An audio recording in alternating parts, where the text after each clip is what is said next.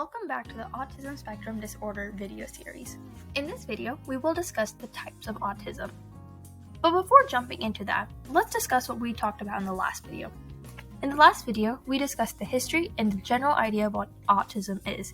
Therefore, it is important that we look into the different types of autism.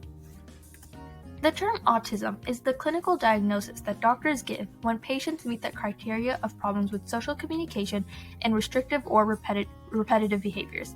From there, other tests will help further diagnose the type of autism. So, what are the different types?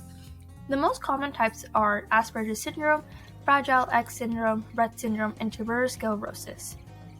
The first one we will look into is Aspergers Syndrome. If you remember from the last video, Hans Asperger, no, not Hans from Frozen again, this guy, is the founder of Aspergers Syndrome. A couple of common characteristics seen in patients with Asperger's is a difficulty in social interaction and the need for routine. Now, when talking about disabilities, not too many people look at the strengths of the patient. Children and adults with Asperger's are very focused and persistent, can recognize patterns very easily, and pay very close attention to details. Now, how can we differentiate Asperger's from autism? Well, those with this syndrome will not experience communication and language delays.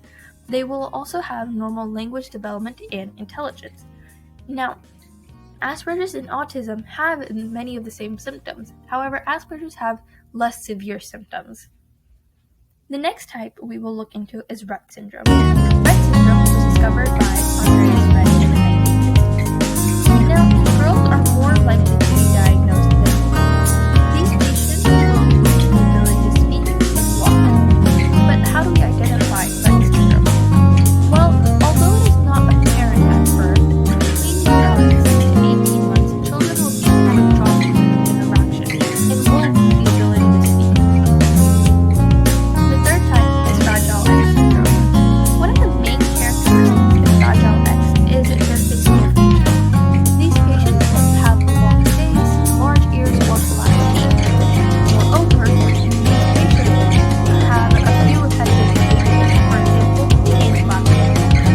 Now, when you compare Fragile X with autism, most of the kids are presented differently. For example, Fragile X patients focus on certain types of activities, whereas patients with autism have a broad range of repetitive behaviors. Lastly, we have tuberous sclerosis. Tuberous sclerosis deals with the development of hematomas. Hematomas are basically used to describe tumor-like growth. However, the cells are not cancerous. Instead, the cells are poorly developed. These hematomas can cause fatty acid, retinal nodular tumors, and many more. Moreover, patients will have brain and skin lesions and will most probably have seizures. Now, due to the complexity of this type of autism, the diagnosis usually comes from a family history. Also, these symptoms do not appear until between the ages of 2 to 6 years.